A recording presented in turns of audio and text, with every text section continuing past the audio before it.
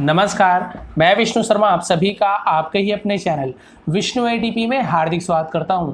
और जैसे कि मैंने लिखा है कि आज थोड़ा सा फास्ट ट्रांसलेशन करेंगे, लेकिन फास्ट का मतलब ये नहीं है कि आप लोगों को समझना है। मैं कोशिश करूंगा थोड़ी जल्दी से ट्रांसलेशन भी करूं और आप लोगों को समझ भी आ जाए। फिर आप कमेंट जरूर करेंगे कि इस टाइप की क्लास पसंद है या धीरे धीरे जो पढ़ाता हूँ वो पसंद है या आपको ऐसे पसंद आ रहा है, जरूर कमेंट करेंगे। तो चलिए स्टार्ट करते हैं। सबसे पहले यहाँ पे आप टाइटल देख लीजिए। द पीकॉक, पीकॉक यानी होता है मोर, जिसे मयूर भी कहते हैं। एंड द क्रेन, क्रेन यानी होता है सारस। ठीक है, एक प्रकार की पक्षी होती है व्हाइट कलर का, जो आपको पता है सारस बगुला वगैरह भी बोलते हैं तो अलग होता है, लेकिन उसी प्रकार का होता है सारस। ठीक है, तो एक मोर और सारस की एक कहानी है। थोड़ा सा जूम करता हूँ ताकि आपको क्लियर दिखे, उसके बाद जल्दी से हम ट्रांसलेशन स्टार्ट कर देते हैं। तो आपको टाइटल पता चल गया, the peacock and the crane, मयूर और सारस की एक कहानी है।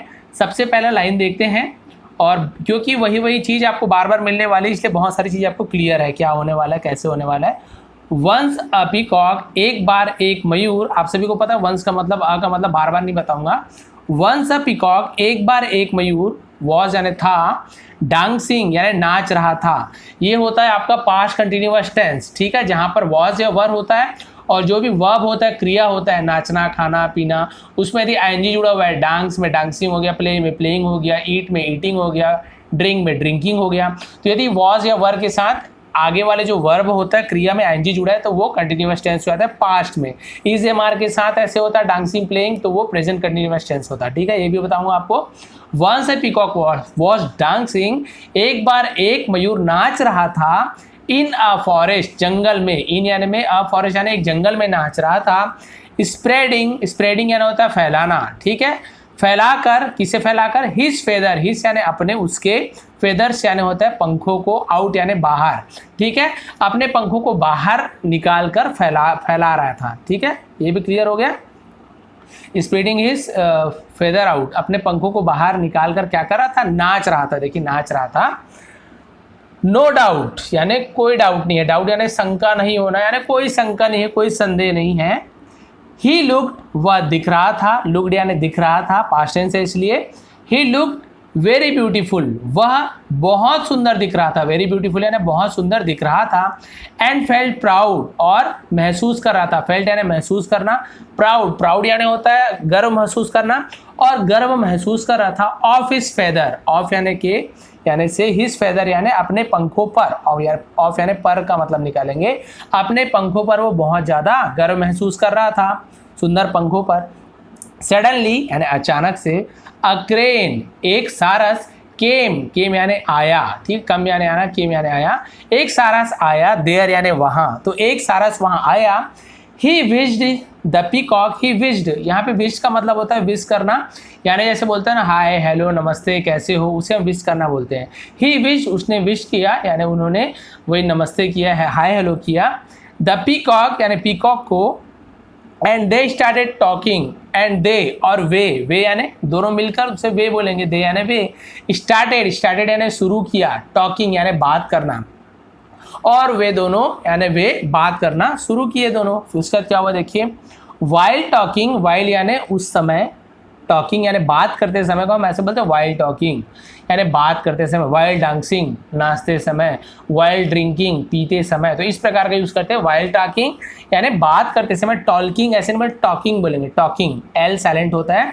वाइल टॉकिंग बात करते समय, द पीकॉक लुक्ड, मयूर ने देखा, लुक्ड यानी देखा, एट द फेदर्स, एट यानी पर, द फेदर्स यानी पंखों पर देखा, of the crane, of the crane यानी सारस के पंखों को देखा, बात करते समय सारस के पंखों को देखा, किसने, मयूर ने देखा।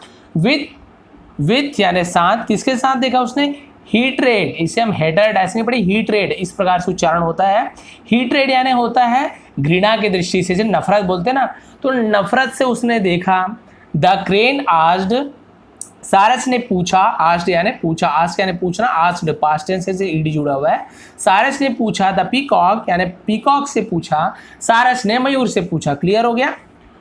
वाई आर यू लुकिंग, तुम क्यों देख रहे हो, वाई आर यू लुकिंग यानी तुम क्या देख रहे हो। वाई यानी होता है, वाई यानी होता है क्यों, सॉरी, वाई यानी होता है क्यों, व्हाट यानी क्या होगा, है ना। तो वाई आर यू लुकिंग यानी तुम क्यों देख रहे हो। ये होता है आपका इंट्रोगेटिव सेंटेंस है, किसमें, कंटिन्यूअस टेंस में, ठीक है, आर लगा है ना, प्रेजेंट टेंस होगा लेकिन प्रेजेंट कंटिन्यूअस टेंस। देखिए लुकिंग, यू लुकिंग, आर भी लगा है लेकिन ये इंट्रोगेटिव सेंटेंस है, ठीक है, यानी प्रश्नवाचक में देखिए वाई, व्हाट इस प्रकार से होगा तो आप समझ जाओ क्वेश्चन, यानी इसे हम प्रश्नवाचक कहते हैं, इंटरोगेटिव कहते हैं इंग्लिश में।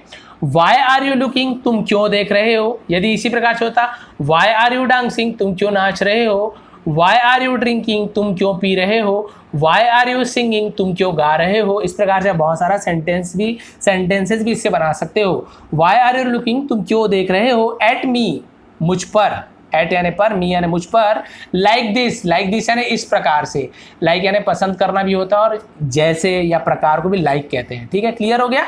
Y are you looking at me like this, तुम इस प्रकार से मुझे क्यों देख रहे हो, भाई घृणा की दृष्टि से देख रहे हो तो पूछेगा ही ऐसे क्यों देख रहे हो।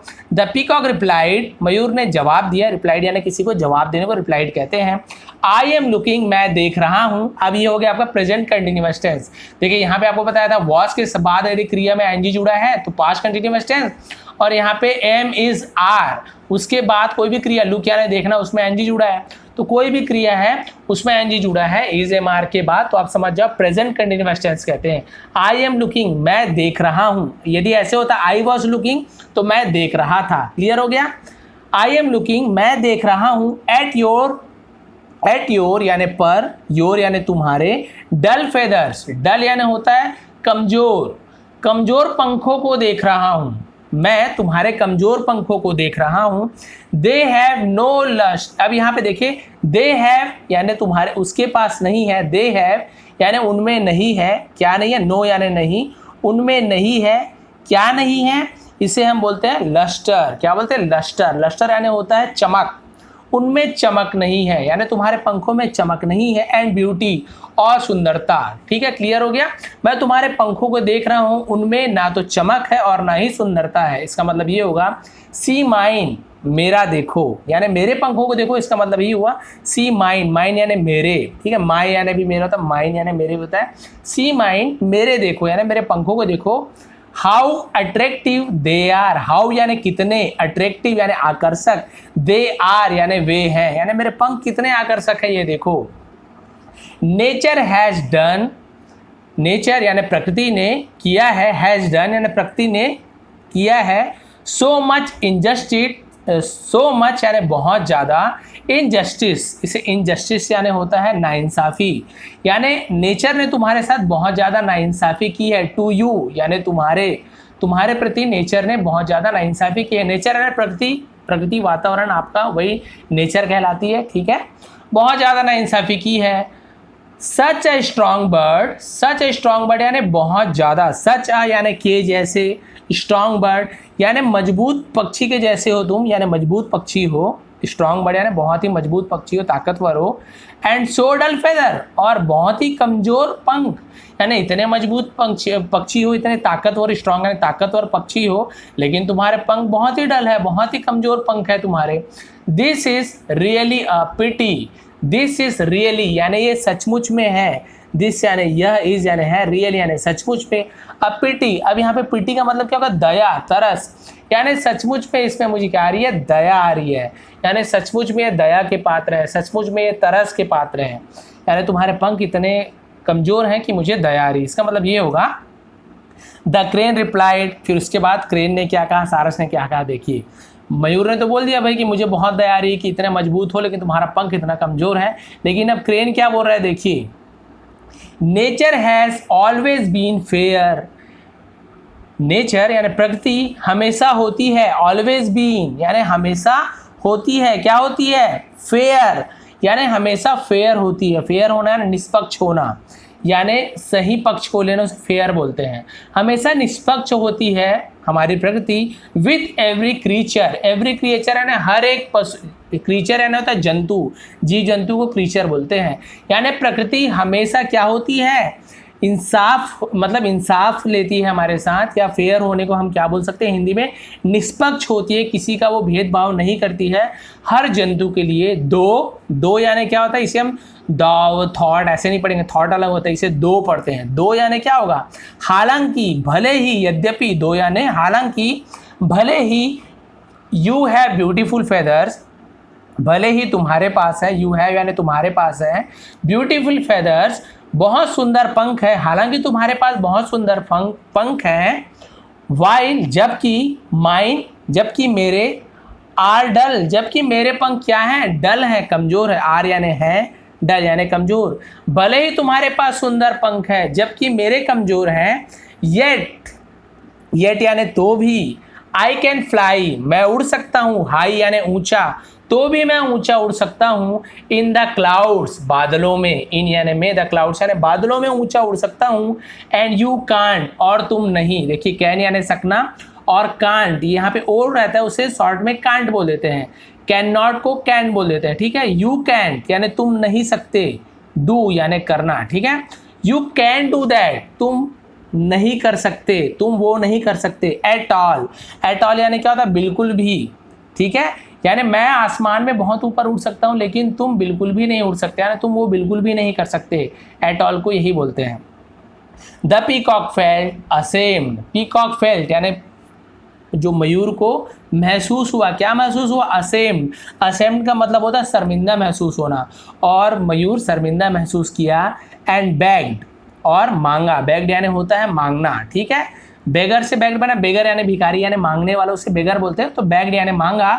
उसने बहुत ज़्यादा शर्मिंदगी महसूस की मयूर ने, और क्या मांगा, द क्रेन्स पार्डन, क्रेन्स यानी क्रेन से पार्डन यानी क्षमा, और सारस से उसने क्षमा मांगी। पार्डन यानी होता है माफ़ी मांगना, क्षमा मांगने को पार्डन कहते हैं, ठीक है। और उसे बहुत ज़्यादा शर्मिंदगी महसूस हुई कि अरे ये तो सच बोल रहा है, इतना सुंदर पंख है लेकिन मैं तो उड़ नहीं पाता, यानी प्रकृति सबके साथ बराबर इंसाफ करती है। तो इससे हमें क्या शिक्षा मिलती है, मोरल है, वी शुड नॉट क्रिटिसाइज, हमें नहीं करना चाहिए, क्रिटिसाइज यानी होता है किसी का तुलना करना, एनीबडीज यानी किसी के भी, अपीयरेंस, ठीक है। अपीयरेंस का मतलब होता है दिखावट, यानी हमें किसी के भी दिखावट से हमें क्या नहीं करनी चाहिए, भेदभाव नहीं करनी चाहिए, तुलना नहीं करनी चाहिए कि तुम्हारी शरीर ऐसे, इसके बनावट ऐसी है, कभी भी हमें ये नहीं करनी चाहिए। तो आज की वीडियो देखिए 12-13 मिनट हुआ होगा लेकिन कंप्लीट कर दिया मैंने, लेकिन मुझे लगता है कि मैंने अच्छे से आपको समझाया है, मुझे ऐसा लगता है। यदि आपको ये पसंद आई हो इस प्रकार की यदि वीडियो जिसमें मैं शॉर्ट में अच्छे से समझाऊँ, तो प्लीज़ लाइक करें और कमेंट जरूर कीजिए, कमेंट करोगे ना तभी मैं कर पाऊँगा। कमेंट कीजिए कि हाँ सर ये आप पसंद आया, जल्दी भी हुआ, अच्छे से समझ भी आया, और यदि आपको धीरे धीरे एक एक वर्ड की मीनिंग चाहिए तो वो भी आप कमेंट कीजिए।